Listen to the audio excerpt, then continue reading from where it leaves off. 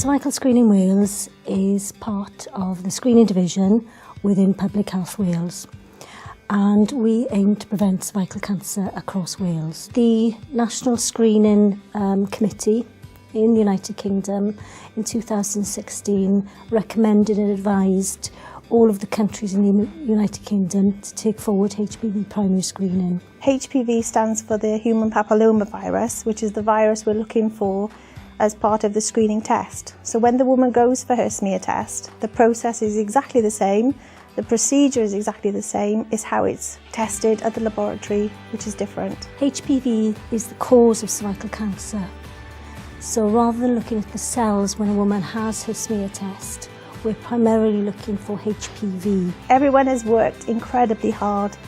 Everyone from the nurses to the admin staff, the secretaries, everyone. We've all worked together really hard as a team to roll out HPV primary screening, and we're extremely proud of the fact that we're the first home nation to take HPV primary screening forward in the United Kingdom. They've embraced the changes. They've been incredibly diligent in checking procedures, and they're a fabulous team. Matthew is 31. He's got 2 children, Morgan and Lily, and just a normal, regular 29-year-old 2 years ago when I just noticed something wasn't quite right. Matthew has frontotemporal dementia. He is the youngest in the UK to be diagnosed with that type of dementia.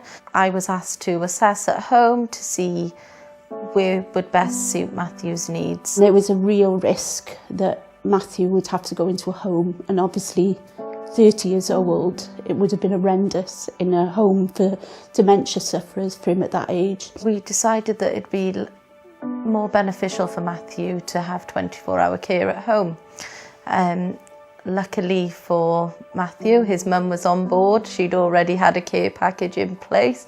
She'd already agreed it with Kelly and her team, and they were ready to start as soon as the funding was put in place. We was a bit nervous about taking on a 24-hour package, but after setting out a text message to every staff member to see who would be involved or who would like to become involved in the package, we had such a high response. He loves being around every single one of them. The OTs that have come here from T-Serial have said they just can't believe the work that they've all done. They provide a lot of social integration, take Matthew to groups. They provide a lot of cognitive stimulation. They've been fantastic. I don't know what I would have done or Matthew would have done without them.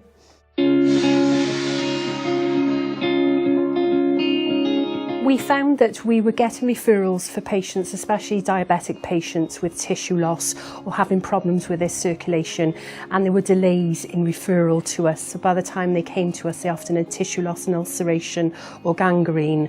So what's happened now is, because we work so closely with podiatry, these patients are expedited into vascular clinics.